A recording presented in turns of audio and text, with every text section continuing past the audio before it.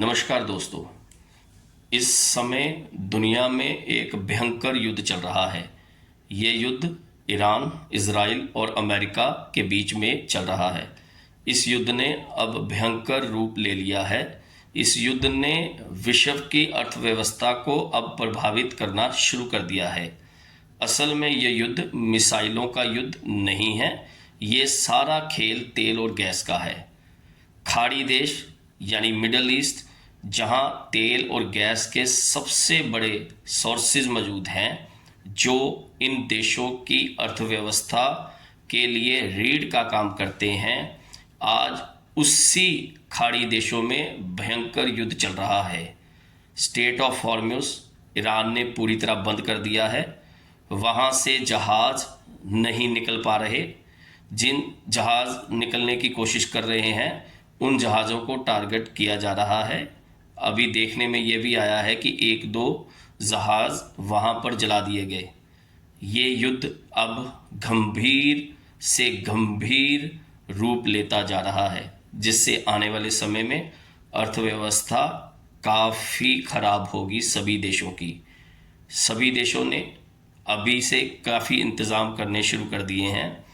Asia में भारत के आसपास जो भी पड़ोसी देश हैं, जैसे श्रीलंका, बांग्लादेश, पाकिस्तान, इन सब ने कुछ ना कुछ शुरू कर दिया है। लेकिन भारत ने अभी सप्लाई चेन बेहतर ढंग से चल रही है। हालांकि कई तरह के रूमर्स आने की वजह से तेल की लंबी लंबी लाइनें भारत में देखी जा रही हैं। गैस की सप्लाई बाधित होने की कई जगह पर समाचार मिल रहे हैं, लेकिन सरकार लगातार आश्वासन दे रही है ऐसा कुछ नहीं है, संकट है, पर भारत अभी इस संकट से काफ़ी दूर है और बचा हुआ है। प्रधानमंत्री ने संसद में अपने बयान में ये स्पष्ट कहा है, आने वाले समय में हमें मिलजुल कर इस समस्या का हल निकालने के लिए और सामना करने के लिए एकजुट होना है। प्रधानमंत्री ने यह भी कहा कि पेट्रोल और गैस की किसी तरह की कोई किल्लत देश में नहीं है। आप अफवाहों में ना आए। लगातार इससे संबंधित मंत्रालय भारत सरकार के भी लोगों को जागरूक कर रहे हैं, लेकिन रूमर्स की वजह से देश में अब लोगों में डर है। सरकार लगातार प्रयास कर रही है। सरकार लगातार लोगों का मनोबल ऊंचा करने की कोशिश कर रही है, लेकिन कभी ना कभी कहीं से कोई रूमर्स आ रहा है, तो उस वजह से कई प्रकार की समस्याएं आनी शुरू हो चुकी है। ये युद्ध अब रुकना चाहिए। ये युद्ध अगर ना रुका तो आने वाला समय और भयंकर रूप ले लेगा। अब सुनने में जो आ रहा है कि स्टेट ऑफ हॉर्मुज़ खुलाने के लिए पैदल युद्ध भी हो रहा है। पैदल युद्ध मतलब जमीनी युद्ध का प्रयास करने की कोशिश अब अमेरिका और इजराइल करने जा रहे हैं। इस पर अपनी प्रतिक्रिया देते हुए ईरान ने साफ कह दिया है कि अगर ऐसा कोई भी हमला हुआ तो हम अरब में, जो कि खाड़ी देश हैं, उसको आग लगा देंगे। उनके सोर्सेस, जो आर्थिक सोर्सेस हैं, जो इंफ्रास्ट्रक्चर है, सभी को जला देंगे। अगर ऐसा होता है तो आने वाले समय में समस्याएं काफ़ी बढ़ेंगी। ये अब विश्व को सोचना चाहिए। नाटो देश हो, कोई भी होल कंट्री हो, सबको अब सोचना चाहिए।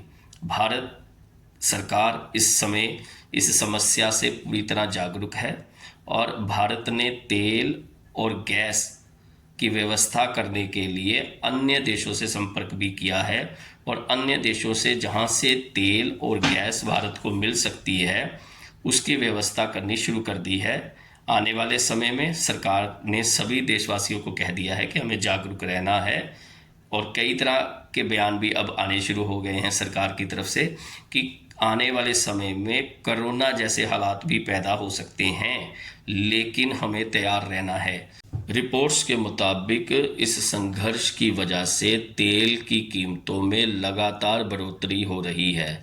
इन बढ़ोतरियों की वजह से विश्व की अर्थव्यवस्था का चरमराना अब तय माना जा रहा है। भारत देश भी अब इससे अछूता नहीं है। भारत लगभग 90% तेल निर्यात करता है और इसका एक बड़ा हिस्सा इन खाड़ी देशों से आता है जहां इस समय भयंकर युद्ध चल रहा है। भारत की गैस सप्लाई भी प्रभावित हो रही है। भारत 25% गैस निर्यात करता है। कुछ समाचारों के अनुसार स्टेट ऑफ हॉर्मुज़ में भारत के कुछ एलपीजी जहाज फंसे हुए हैं, जिन जहाज़ों को भारत लाने के लिए भारत सरकार लगातार प्रयास कर रही है। भारत सरकार ईरान सरकार से लगातार संपर्क में है। भारत के विदेश मंत्री, भारत के प्रधानमंत्री लगातार ईरान के बड़े नेताओं और अधिकारियों से बात कर रहे हैं, जिससे गैस सप्लाई भारत में चरमरा ना पाए और गैस की व्यवस्था बनी रहे। दोस्तों, ये युद्ध अब सीमाओं से हटकर आपकी रसोई और आपकी जेब तक आ चुका है, जिससे भारत के नागरिकों का प्रभावित होना तय है। भारत के नागरिक ही नहीं, विश्व के अन्य नागरिकों पर भी प्रभाव पड़ना तय माना जा रहा है। हमें अब अपनी व्यवस्था को बनाए रखने के लिए, अपनी आर्थिक व्यवस्था को ठीक रखने के लिए अब सभी को मिलकर काम करना पड़ेगा। भारत सरकार लगातार प्रयास कर रही है। हमें भी लगातार भारत सरकार का साथ देना चाहिए, किसी भी तरह के र्यूमर्स में नहीं आना चाहिए। जैसे इस समय देश में कई जगहों पर र्यूमर्स फैले और लोगों ने तेल जमा करना शुरू कर दिया, लोगों ने अपनी गाड़ियों की टैंकियों को फुल करना शुरू कर दिया, जिससे कुछ व्यवस्था खराब हो जाती है। हमें जागरूक रहना है, इस तरह के र्यूमर्स में आकर देश को मुश्किल में नहीं मार डालना। भारत सरकार और देश के प्रधानमंत्री लगातार इस ओर प्रयास कर रहे हैं। हमें इन प्रयासों की सराहना करनी चाहिए और इन प्रयासों से संबंधित दिशा निर्देशों का सही ढंग से पालन करना चाहिए। युद्ध हमेशा समस्याएं उत्पन्न करता है। युद्ध किसी भी समस्या का हल नहीं है। ये युद्ध करने वाले देशों को भी अब समझना चाहिए। विश्व ने ही नहीं, उनके अपने लोग भी प्रभावित होंगे, जिसके कारण समस्या बढ़ेगी, समस्या कम नहीं होगी। भारत सरकार लगातार ये कह रही है कि किसी भी समस्या का हल बातचीत से ही होना चाहिए, बातचीत से ही हल निकलता है। युद्ध से कभी भी समस्या का हल नहीं निकलता। हमें किसी भी तरह की अफवाह में नहीं आना, भारत सरकार से संबंधित दिशा निर्देशों को ही मानना है। धन्यवाद।